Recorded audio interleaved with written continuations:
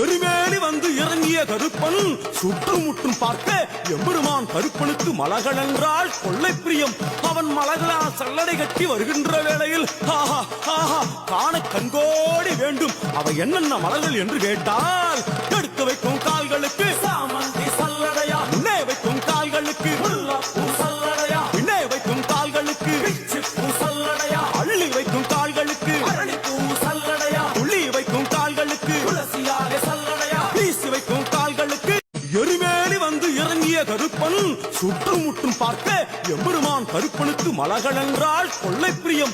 அவன் மலகளா சல்லடை கட்டி வருகின்ற வேளையில் ஆஹா ஆஹா காண கண்கோடி வேண்டும். அவை என்னென்ன மலர்கள் என்று கேட்டால், எடுத்து வைக்கும் கால்களுக்கு